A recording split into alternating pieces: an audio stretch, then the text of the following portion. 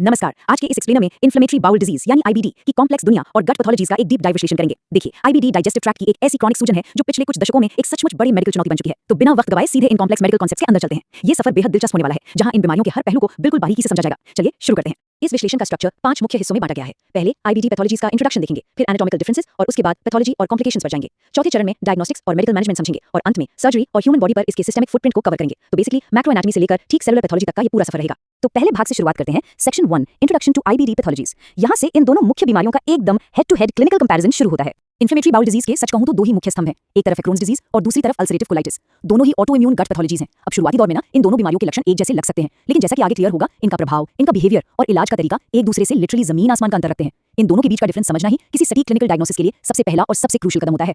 इन बीमारियों में सबसे फैसिनेटिंग अंतर उनके डेमोग्राफिक्स और रिस्क फैक्टर्स का है। जैसे क्रोन्स डिजीज में एज का बाई मोडल डिस्ट्रीब्यूशन होता है, यानी पहला रिस्क 20 से 40 साल की उम्र में पीक करता है और फिर 70 साल के आसपास एक दूसरा पीक आता है। ये जेनेटिक्स और एनवायरमेंटल ट्रिगर्स के अलग-अलग प्रभाव को दर्शाता है। वहीं अगर अल्सरेटिव कोलाइटिस को देखें तो 25 से 40 साल की उम्र के बीच सिर्फ एक सिंगल पीक होता है। लेकिन रुकिए, सबसे बड़ा पैराडॉक्स या विरोधाभास तो धूम्रपान यानी स्मोकिंग को लेकर है। क्रोन्स के लिए स्मोकिंग एक बहुत बड़ा और खतरनाक रिस्क फैक्टर है जो बीमारी को और भड़काता है, पर अल्सरेटिव कोलाइटिस के मामले में धूम्रपान आश्चर्यजनक रूप से प्रोटेक्टिव माना जाता है। जी हाँ, ये एक ऐसा मेडिकल पैराडॉक्स है जो आज भी रिसर्चर्स का दिमाग चकरा देता है। डेमोग्राफिक्स और रिस्क फैक्टर्स के बाद अब आते हैं सेक्शन 2 पर, एनाटॉमिकल और स्ट्रक्चरल डिफरेंसेस। यहाँ इन बीमारियों का असली भौतिक रूप सामने आता है।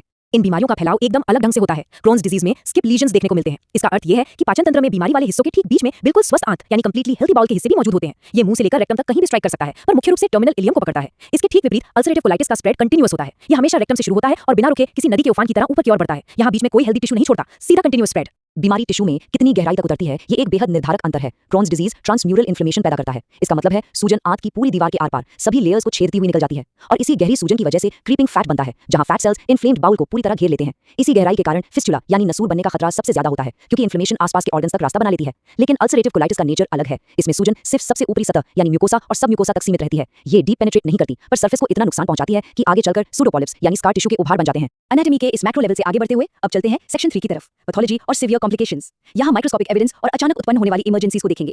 माइक्रोस्कोपिक लेवल पर आते ही अंतर और भी गहरे और क्लियर हो जाते हैं। क्रोन्स डिजीज की एक बहुत बड़ी पहचान है नॉन केसिएटिंग ग्रैनुलोमास। ये दरअसल इम्यून सेल्स के गुच्छे होते हैं जो माइक्रोस्कोप के नीचे बिल्कुल स्पष्ट दिखते हैं। होता यह है कि इम्यून सिस्टम किसी चीज को घेरने की कोशिश करता है, पर उसे पूरी तरह नष्ट नहीं कर पाता।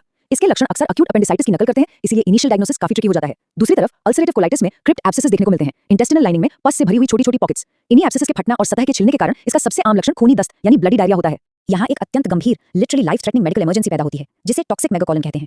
जब इन्फ्लेमेशन इस हद तक बढ़ जाए कि लार्ज बाउल काम करना ही बंद कर दे और उसका डायमीटर 6 सेंटीमीटर से अधिक फूल जाए, तो आंत फटने यानी परफोरेशन का खतरा भयंकर रूप से बढ़ जाता है। ऐसी स्थिति में मेडिकल प्रोटोकॉल बिल्कुल तेज और स्पष्ट होता है। पहले मरीज को तुरंत एनपीओ यानी नील पर ऑस किया जाता है, मतलब मुंह से खाना पीना पूरी तरह बंद, ताकि बाउल को आराम मिले। फिर ब्लड इन्फेक्शन रोकने के लिए तुरंत आईवी फ्लूइड्स और एंटीबायोटिक्स चलाए जाते हैं। अगर इन सब उपायों के बावजूद अगले कुछ घंटों में स्थिति नहीं सुधरती, तो बिना किसी देरी के सीधे लैप्रोटमी यानी पेट खोलकर सर्जरी की तरफ जाना पड़ता है। ये लिटरली वक्त के खिलाफ एक रेस होती है। अल्सरेटिव कोलाइटिस की सिवियरिटी को मापने के लिए मॉडिफाइड मॉन्ट्रियल क्लासिफिकेशन का उपयोग होता है। ये तय करता है कि प्रोग्रेशन किस स्टेज पर है। शुरुआत एक माइल्ड स्टेज से होती है, जहां दिन में 4 से कम स्टूल्स होते हैं, पर अगर ध्यान ना दिया जाए तो ये धीरे-धीरे फुलमिनेंट स्टेज तक पहुंच सकता है। एक ऐसी भयावह स्थिति जहां दिन में 10 से ज्यादा स्टूल्स आते हैं, खून की भारी कमी हो जाती है और वहीं टॉक्सिक मेगाकोलन का खतरा उत्पन्न होता है, जिसके बारे में हमने अभी बात की। कॉम्प्लिकेशन समझने के बाद अब आते हैं सेक्शन 4 पर, डायग्नोस्टिक्स और मेडिकल मैनेजमेंट। यहाँ फोकस उन क्लिनिकल स्ट्रैटेजीज पर होगा जिनसे इन एनाटॉमीज को पहचाना और मैनेज किया जाता है। डायग्नोस्टिक इमेजिंग हमेशा क्रोन्स डिजीज के कुछ बहुत स्पेसिफिक निशान सामने लाती है। बैरियम एक्सरे में एक बड़ा मशहूर स्ट्रिंग साइन ऑफ कैंटर दिखाई देता है। ऐसा इसलिए क्योंकि ट्रांसम्यूरल सूजन और स्ट्रिक्चर के कारण आंत इतनी ज्यादा सिकुड़ जाती है कि उसके अंदर से गुजरने वाला लिक्विड बिल्कुल एक पतले धागे या स्ट्रिंग जैसा लगता है। वहीं एंडोस्कोपी के दौरान एफ्थस अल्सर्स एक टारगेट साइन के रूप में एकदम स्पष्ट रूप से उभरकर सामने आते हैं, जैसे किसी ने आंत की दीवार पर छोटे-छोटे बुलजाई बना दिए हों।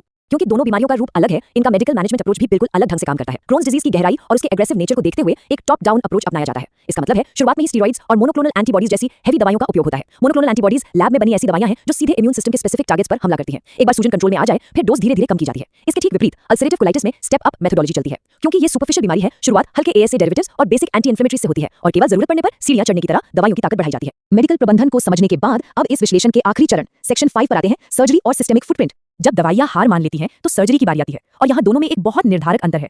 क्रोन्स डिजीज पचान तंत्र में कहीं भी अटैक कर सकती है, इसलिए इसका कोई स्थायी सर्जिकल क्योर यानी डिफिनिटिव इलाज नहीं है। अगर प्रभावित हिस्सा काटकर निकाल भी दिया जाए तो बीमारी नई जगह वापस आ सकती है, इसलिए यहाँ सिर्फ कंजर्वेटिव यानी सीमित सर्जरी की जाती है ताकि शॉर्ट बाउल सिंड्रोम से बचा जा सके, एक ऐसी स्थिति जहाँ खाना पचाने के लिए पर्याप्त आंत ही नहीं बचती। लेकिन अल्सरेटिव कोलाइटिस में बीमारी केवल कोलन तक सीमित होती है, इसलिए टोटल प्रोक्टोकोलेक्टमी के जरिए यानी पूरे कोलन और रेक्टम को हमेशा के लिए निकाल देने से इस बीमारी का रेडिकल पूर्ण रूप से स्थायी क्योर किया जा सकता है। अभी तक हमने गट पैथोलॉजी की बात की, लेकिन ये ध्यान रखना बहुत जरूरी है कि आईबीडी सिर्फ पेट या आंत की बीमारी नहीं है। ये एक सिस्टेमिक ऑटो इम्यून कंडीशन है। इम्यून सिस्टम पूरे शरीर में एक्टिव है और अपने ही टिश्यूज पर हमला कर रहा है। इसका असर आंखों में एपिस्क्लेराइटिस या यूवेटिस के रूप में दिख सकता है, जहां आंखें लाल और बेहद दर्दनाक हो जाती हैं। त्वचा पर एरिथ्मा नोडोसम के रूप में बड़े लाल चकत्ते पड़ सकते हैं और जोड़ों में खासकर रीढ़ की हड्डी में सैक्रोइलाइटिस या माइग्रेटरी पॉलीआर्थराइटिस जैसा भयंकर दर्द पैदा हो सकता है। ये प्रैक्टिकली शरीर के किसी भी हिस्से पर अपना असर छोड़ सकती है। और यही वो गहन और महत्वपूर्ण तथ्य है जो पूरी मेडिकल साइंस को चुनौती देता है। भले ही टोटल प्रोक्टोकोलेक्टमी जैसी सर्जरी के जरिए कोलन को निकालकर अल्सरेटिव कोलाइटिस का लोकल क्योर कर दिया जाए और पेट की समस्याएं खत्म हो जाएं, पर मूल रूप से मौजूद ऑटो इम्यून डिस्फंक्शन वहां से गायब नहीं होता। सर्जरी के सालों बाद भी प्राइमरी स्क्लेरोसिंग कोलेंजाइटिस, जिसमें लिवर की बाइल डक्ट सिकुड़ जाती है, और एंकिलोजिंग स्पॉन्डिलाइटिस, जो रीढ़ की हड्डी को जमा देता है, जैसी गंभीर समस्याएं बॉडी के दूसरे टिश्यूज में जिंदा रह सकती हैं। सिस्टेमिक फुटप्रिंट अपना निशान छोड़कर ही जाता है। तो इस पूरे डीप डाइव के अंत में एक बहुत बड़ा और सोचने पर मजबूर करने वाला सवाल सामने आता है। अगर प्रभावित अंग को पूरी तरह हमेशा के लिए निकाल देने से भी मूल सिस्टमैटिक डिस्फंक्शन ठीक नहीं होता, तो आखिर इन ऑटो इम्यून बीमारियों के इलाज का असली भविष्य किस दिशा में है? क्या सिर्फ लक्षणों को दबाने और अंगों को निकालने की जगह इम्यून सिस्टम की बेसिक प्रोग्रामिंग को ही रीसेट करने के बारे में नहीं सोचना चाहिए? इन जटिल गट पैथोलॉजीज के इस विश्लेषण ने यही एक बड़ा अनुत्तरित प्रश्न भविष्य की दिशा तय करने के लिए छोड़ दिया है। आशा है यह विश्लेषण इस कॉम्प्लेक्स मेडिकल टॉपिक को पूरी तरह स्पष्ट करने में कामयाब रहा होगा। धन्यवाद।